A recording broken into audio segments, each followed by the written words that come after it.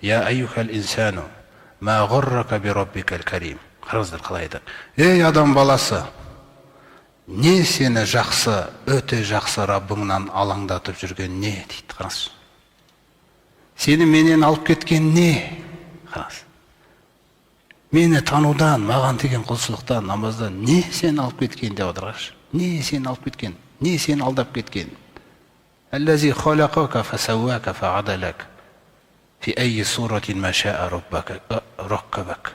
Ол ғой сені жаратқан дейді. Қараңыз қалай шақыру айтып отыр. Ол ғой сені жаратқан. Сенің бейнеңді кемеліне келтірген. Сені бүйтіп түзетіп, адам сияқты бүйтіп жүретіндей, сөйлей алатындай қылып, күллі қабілеттеріңді беріп қойған.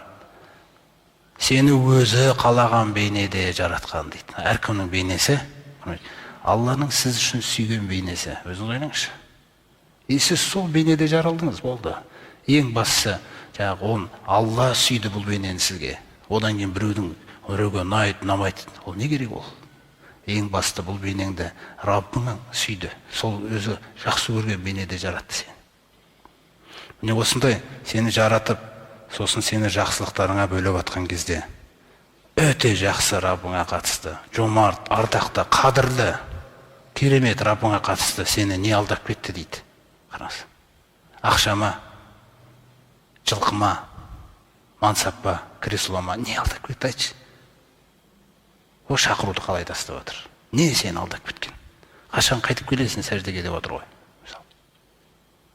Сондықтан әуелгі түскен аяттарға назар салсаңыздар, құрметжан, білімді сөйлеп келді ол.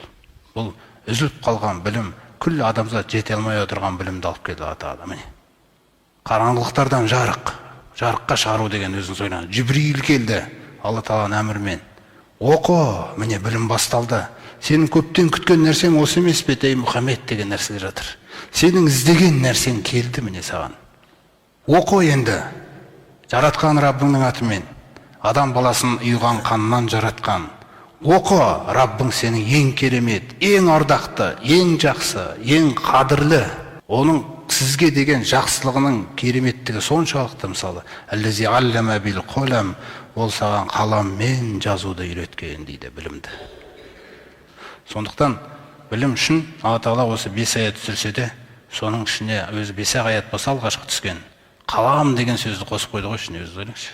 Қалам деген сөз. Оқы деген сөзді қосты, қалам деген сөзді қосты. Егер де сіз Аллаңызды, дініңізді, пайғамбарыңызды танығыңыз келсе, оқу деген жолы тәсілін баяндады, және жазу тәсілін баяндады. Жазып алыңдар дейді өздеріңе керекті нәрселерді. Жазу сенің ықыласың. Жазылмаған нәрсе мұтлақ қалады, мысалы айтайық. Сондықтан білімге байланысты Алла Тағала соны көрсетіп отыр.